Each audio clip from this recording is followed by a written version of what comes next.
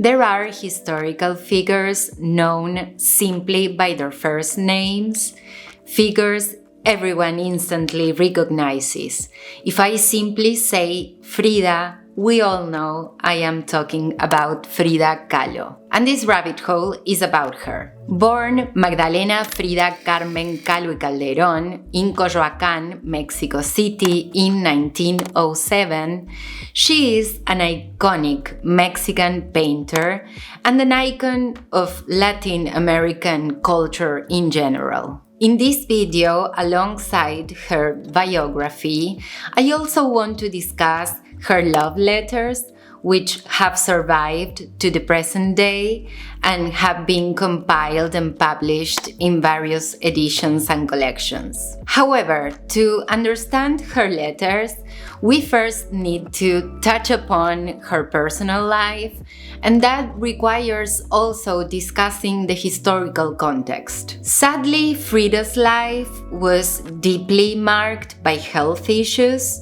At the age of 6, she contracted polio, a viral disease that primarily affected her right leg. It left the leg thinner and weaker than the left, causing chronic pain, a slight limp, and circulatory problems that extended throughout her life. She struggled with physical and health challenges from a very young age, yet that was not the sole cause of her suffering. The most tragic and well-known aspect of Frida's health history is the famous accident. On September 17th of 1925, the bus she was in with her boyfriend Alejandro Gomez Arias was violently struck by a train in Mexico City. The accident left Frida with multiple severe injuries, including fractures to her spine, pelvis, and right leg, as well as injuries to her collarbone and left shoulder. This tragic accident forced Frida to undergo 32 surgeries. Yes, 32. These procedures left her bedridden for long periods, requiring total bed rest in hospitals or at her blue house for months on end. Frida lived every day in a body with chronic and debilitating pain, and yet Frida truly lived her life at the top. Born in 1907, Frida was essentially a child of the Mexican Revolution, a fact that explains much about her life and her work. The Mexican Revolution was not a single event with a clear start and end date. It was a succession of bloody armed conflicts that began on November 20th of 1910, though it started brewing quite before. While some mark its ending on February 5th of 1917, other historians place the end as late as the 1930s.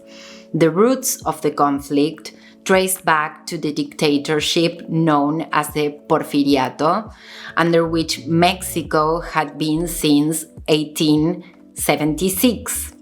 Porfirio Díaz Mori ruled the country as a dictator from 1876 to 1911. During those 35 years, Mexico experienced a significant economic growth, but the social cost was immense, a price paid obviously by the lower classes, the working class, and indigenous communities. Consequently, in the early 1900s, social uprisings began to brew in various states, reflecting the growing discontent among certain sectors regarding Díaz-Mori's dictatorial regime. The call to revolution was issued on November 20th of 1910 by Francisco Madero in the so-called Plan of San Luis, urging the people to rise up against Porfirio Díaz's government. On that day, various uprisings broke out in the north of the country. Following the Ciudad Juárez takeover, Díaz had no choice but to resign on May 25 and go into exile in France.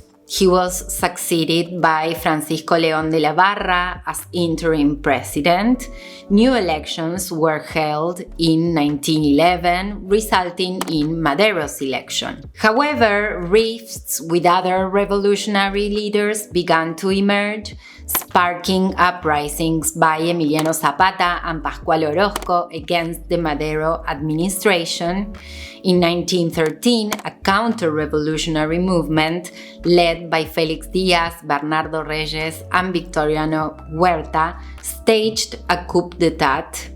This military uprising, known as the Decena Trágica, 10 tragic days, culminated in the assassination of Madero, his brother Gustavo, and Vice President Pino Suárez. Huerta assumed the presidency, provoking a backlash from revolutionary leaders such as Carranza and Francisco Villa, better known as Pancho Villa, who mobilized the Constitutionalist Army to oppose him. Zacatecas was taken over, and Huerta resigned on July 15, 1914, and fled the country. That same day, the Constitutionalist Army entered Mexico City.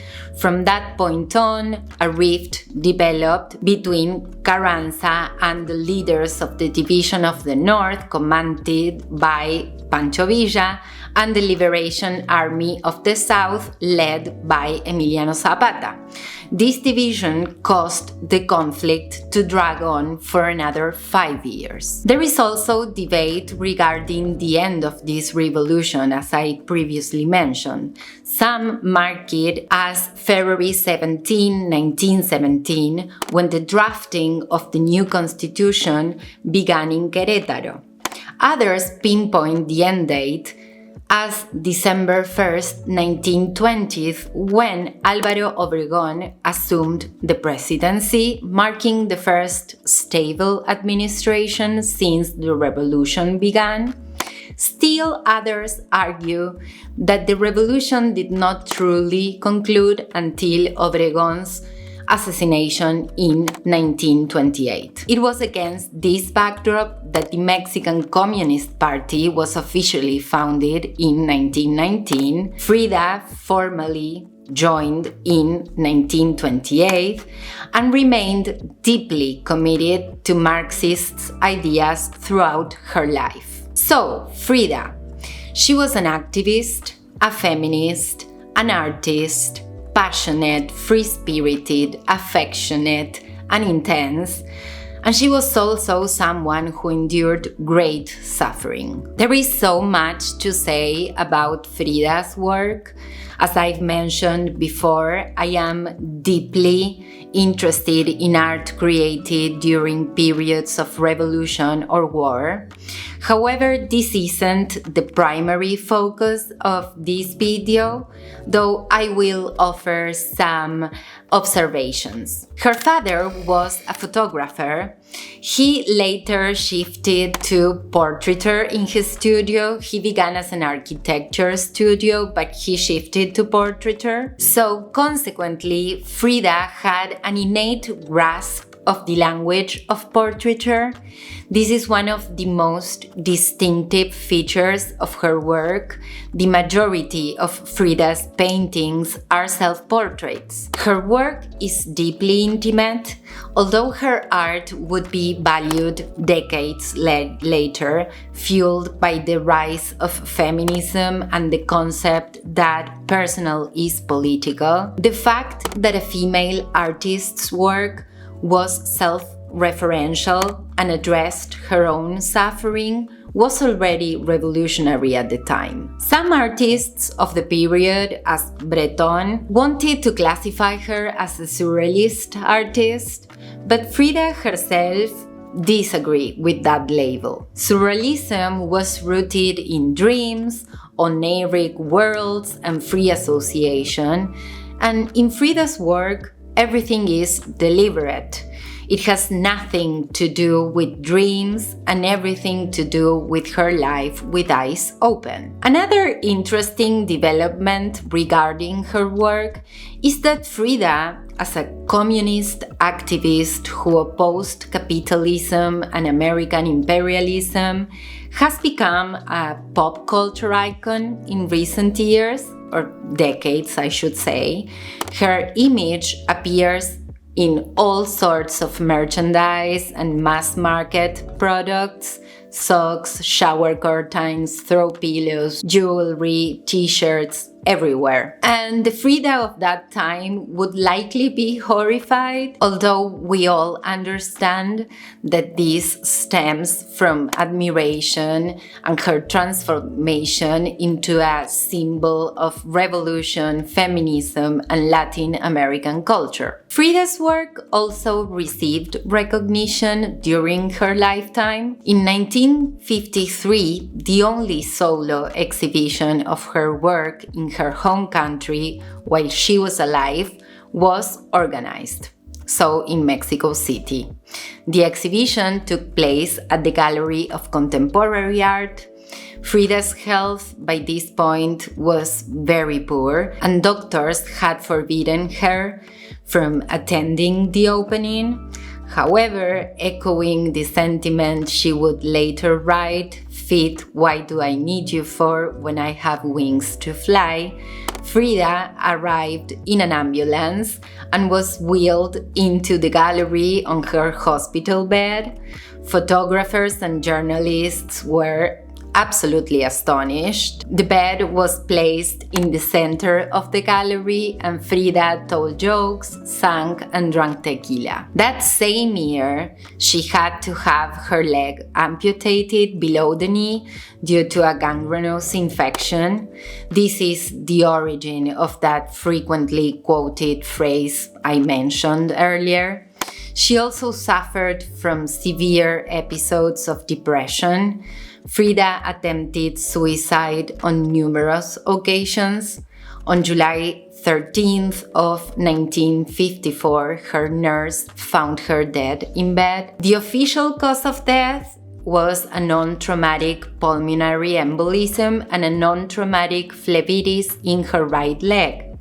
No autopsy was performed on Frida. Some speculate that her death was actually self-induced. It is believed that she might have ingested an overdose of her medication, leading to her collapse. Her funeral was held at the Palace of Fine Arts, an exceptionally rare honor, and her coffin was draped in the flag of the Mexican Communist Party. Frida's body was cremated, and her ashes were taken to their final resting place at the Casa Azul, Blue House, in Coyoacán, the very place where she was born and which years later became a museum. It was a deeply moving experience for me to visit that museum years ago. There you can see her studio, her books, and the bed with a mirror commissioned by her mother that allowed her to paint herself during long periods of bed rest. If you are ever in Mexico City, I highly recommend it. So now, we can talk about her love letters and love stories. Frida loved love. She experienced very intense romances with both men and women. Once again, Frida was a free woman with a big heart for love. Reading her letters gave me the sense that she felt a deep fascination for other human beings and also a fear of abandonment. Though, who doesn't? Yet, reading those incredibly candid letters tugged at my heartstrings. Another thing that made them so enjoyable, despite the painful moments, was her sense of humor. She was brilliant. Frida had a playful, mischievous nature to her, and that makes them so endearing. The first section of letters in the little book, which by the way is a Bloom edition titled Frida Kahlo Love Letters, are addressed to her first great love, Alejandro Gomez Arias. They met while studying at the National Preparatory School in Mexico and shared a commitment to student activism. It was while traveling in the bus with him that Frida and Alejandro had the accident. In a letter dated December 25 of 1924, that is before the accident, she tells him, "My Alex, I loved you the moment I saw you. What do you say to that? Since it will likely be a few days before we see each other, I'm going to beg you not to forget your lovely little woman, okay? Sometimes at night I get really scared and I wish you were here with me so you wouldn't let me be such a scaredy cat and so you could tell me you love me just like before, just like last December, even if I am an easy things, right, Alex? You've got to start liking easy things. I wish I were even easier. Just a tiny little thing you could always carry in your pocket.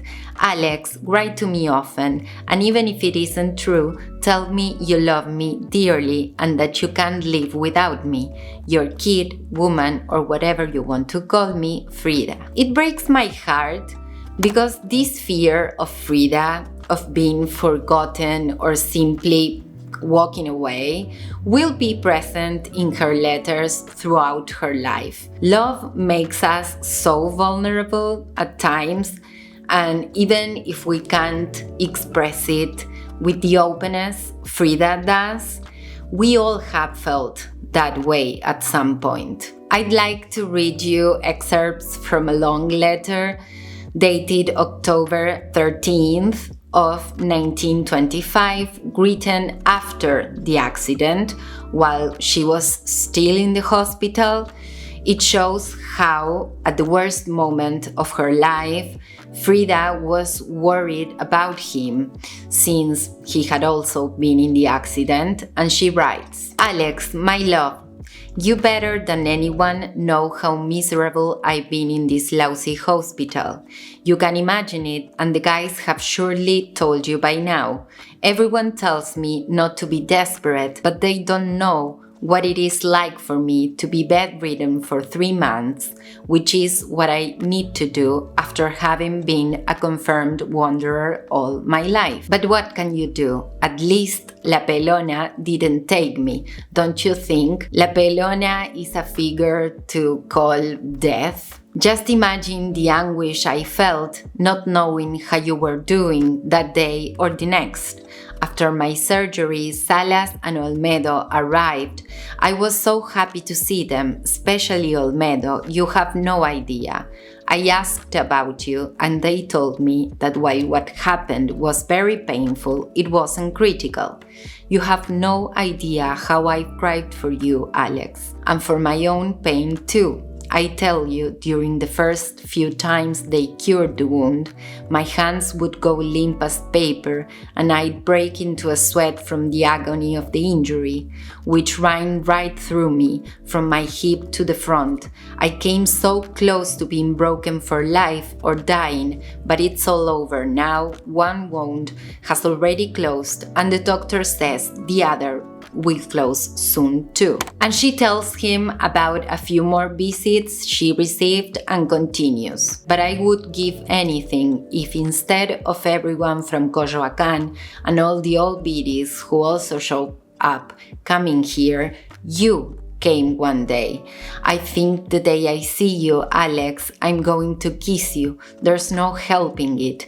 Now more than ever, I see how I love you with all my soul and wouldn't trade you for anyone. You see, suffering a little always does some good. Then she speaks of how worried and inconsolable her father and mother have been, and she ends the letter by saying, "Listen, my Alex, if you can't come yet, Write to me. You have no idea how much your letter helped me feel better. I think I've read it twice a day since I received it, and it always feels like the first time I'm reading it.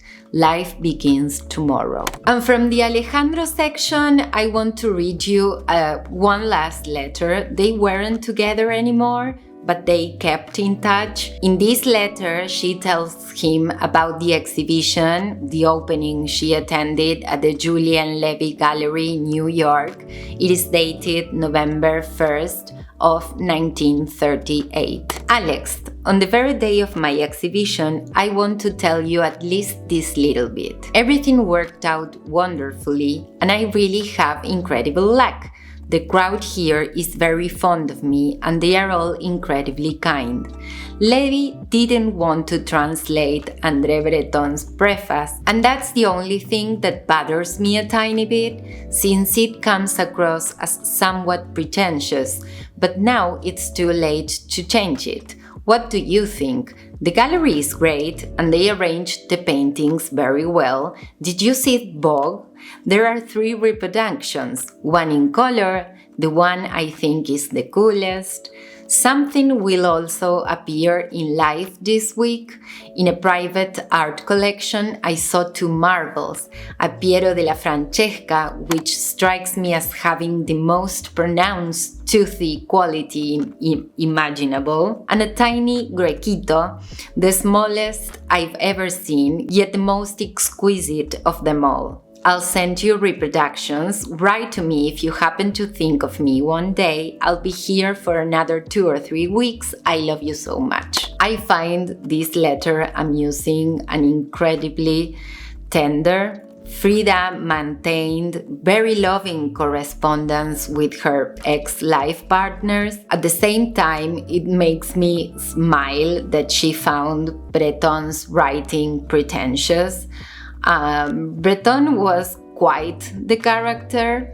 He is the figure I discussed in the Arthur Cravan's video, where Cravan is defined as the precursor to Dadaism, and it also covers her iconic appearance in Vogue magazine. Now, of course, we have to talk about Frida's relationship with Diego Rivera. Frida and Diego first met in 1922 at the National Preparatory School in Mexico City, where he was painting a mural and she was a student. However, their relationship began in 1928 when they reconnected through political and artistic circles. Diego was 21 years older than her. They married for the first time in August 1929. The relationship would prove to be quite complicated. It must be said that Diego was a master artist, a truly great artist. Yet, while Diego was a brilliant artist, he left much to be desired as a partner. He was a womanizer. He had many simultaneous affairs, including one with Frida's younger sister, Cristina, a situation that devastated Frida emotionally and shattered their relationship, though not permanently. This occurred around 1934. In 1935, Frida temporarily separated from him and moved into another apartment, and she too began having relationships with other men and women, including Leon Trotsky in 1937.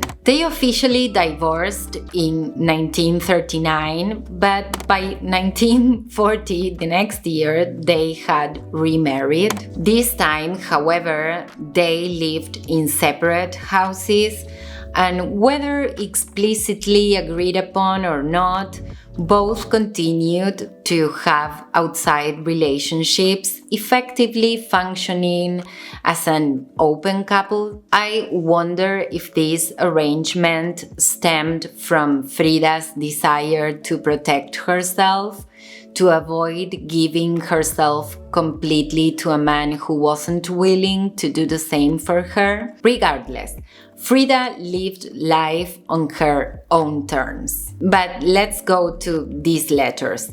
In a letter dated July 23rd of 1935, Frida writes to him, "A certain letter I happened to see in a pocket of a certain gentleman, a letter that came from a certain damsel in a far-off lousy Germany, and who I imagine must be the lady Willy Valenter so fit to send her to fool around under the guise of scientific, artistic, and archaeological intentions, made me furious and, to tell the truth, jealous. Why am I so stubborn and mulish that I cannot understand that letters, skirt chasing escapades, English teachers, gypsy models, goodwill assistants, female students interested in the art of painting, and plenipotentiary envoys from distant lands mean nothing more than fooling around, and that, deep down,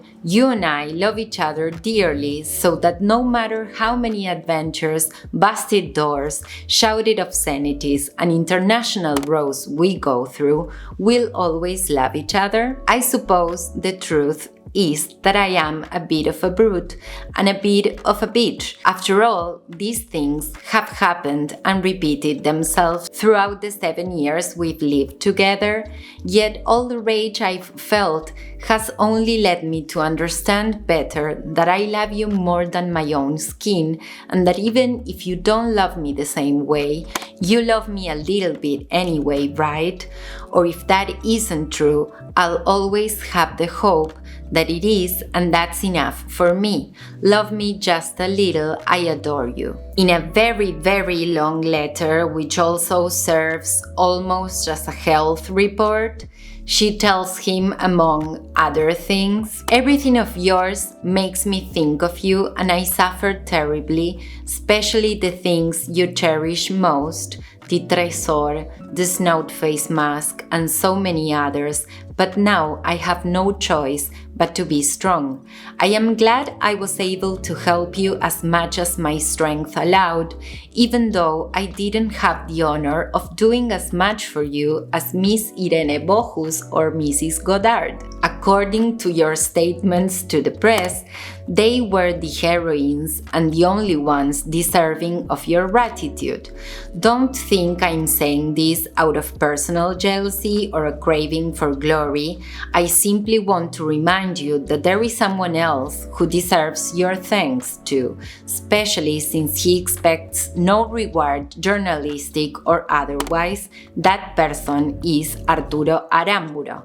He may not be the husband of a global star, nor does he possess artistic genius, but he certainly has balls, and he has done the impossible to help you especially, as well as Cristina and me, when we were completely on our own. I think he deserves every consideration. People like him always remain in the shadows, but at least I know they are worth more than all the global stardom of disgusting social climbers, and more than all those young female painters with supernatural talent. That talent is always directly proportional to the temperature of their crotches. You know what I mean. And now I understand your statements and Miss Bohus' insistence on meeting me better than ever. Nothing pleases me more than the fact that I told her to go fuck herself. According to a very kind letter you wrote to Goodyear, you are inviting her to be your assistant in San Francisco. I imagine it all settled by now. Let's just hope she learns something new in her spare time between horseback riding in the mountains and devoting herself to the sport of taming suckers. And well, she goes on to hurl a few more insults in the postscript. Today, we would label their bond as a toxic relationship, full of tension, a dynamic that keeps you on the edge, stumbling from one crisis to the next, yet marked by the intense passion of reconciliations and reunions following major falling outs. So yeah, it was quite the toxic dynamic. In a 1940s letter, she writes to him, "Diego, my love, don't forget that as soon as you finish the fresco, we'll be together forever. No more fighting or anything like that, just loving each other deeply. Be good and do everything Emily Lou tells you. I adore you more than ever. Your girl, Frida, write to me." Their relationship, again, was very tumultuous, yet they always shared a mutual artistic admiration. Upon Frida's death, Diego would say, "I realized too late that the most wonderful thing in my life was my love for Frida." Diego would die just 3 years later. The little book also contained a substantial collection of letters to Nicholas Murray, an engraver and photographer with whom she shared her most intense connection between 1937 and 1938, this strange period between Frida and Diego, coming right after he had cheated on with her sister. And it is said that Nick wanted a more serious, stable relationship with Frida, but knew she would never leave Diego. Diego apparently did feel jealous upon learning of this intense, and it is said to have been the catalyst for their divorce in 1939. The drama between them was really intense. In a letter dated February 16th of 1939, she writes to him from the hospital, telling him that Marcel's Duchamp wife has invited her to stay at their home for a few days after her discharge. She mentions all the artists I've been talking about in these videos. And she writes, "Your letter, my love, arrived yesterday. It is so beautiful, so tender, that I have no words to express the joy I felt. I adore you, my love, believe me. I have never loved anyone this way, never. Only Diego is as close to my heart as you are. I didn't say a word to Diego about the calamities of my illness because he would worry too much, and I think I'll be well again in a few days, so there's no need to alarm him." In another letter dated October 13th of 1939, she tells him, "Dearest Nick, I couldn't write to you sooner since you left. My situation with Diego went from bad to worse until it finally came to an end. 2 weeks ago we filed for divorce. I have no words to tell you how much I've suffered, and knowing how much I love Diego, you must understand that these problems will never end in my life. But after the last fight I had with him over the phone, since I haven't seen him in almost a month, I realized it's better for him to leave me. He said the worst things imaginable to me and told me the most god-awful insults I have ever expected to hear from him." Some letters hint that Nick provided some financial help to Frida on several occasions, but honestly, my heart also broke for him. That sense of always being second to best, knowing that in every letter she wrote to him, she would mention Diego at some point. At the same time, the letters revealed the argument that led to Frida and Diego's temporary divorce. And Frida also had an affair with the equally famous Chavela Vargas. There are no letters to Chavela in the book, nor is she even mentioned. However, a Google search turned up a letter Frida sent to the poet Carlos Pellicer which reads, "Today I met Chavela Vargas. Extraordinary, lesbian, what's more, I felt an erotic desire for her. I don't know if she felt the same way, but I think she is a woman liberal enough that if she asked me to, I wouldn't hesitate for a second to undress. She is, I repeat, erotic. Perhaps she is a gift sent to me from heaven." In 2002, the biopic Frida was released, directed by Julie Taymor and starring Salma Hayek. Chavela Vargas appears in the film, performing the traditional songs La Llorona and Paloma Negra, both dedicated to Frida. Reflecting on meeting Frida, Chavela said, "I was dazzled when I saw her face, her eyes. I thought she wasn't a being of this world.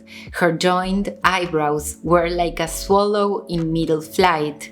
Even though I hadn't yet reached womanhood, I was still very young. I sensed that I could love that being with the most devoted love in the world, the most binding love in the world." It is said that Chavela Vargas eventually left Frida, unable to bear the love Frida held for Diego. Chavela, for her part, had her fair share of romantic escapades. There are even more love letters in the book to Ignacio Aguirre and to Georgia O'Keeffe. Regarding the latter, it remains unclear whether they shared a romantic bond or if it was simply a very close connection, one defined by the fact that both women were in the art world and were navigating complex relationships with their respective partners. But I would like to conclude with a letter she sent to Josep Bartolí, a Spanish artist who lived between Mexico and the United States during the 1940s. It is dated October 20th of 1946, in which she writes, "My Bartolí, my red, I do not know how to write love letters, but I wanted to tell you that my whole being opened up for you. Since falling in love with you, everything is transformed and filled with beauty. I want to gift you the most beautiful colors. I want to kiss you, to let our dream worlds become one.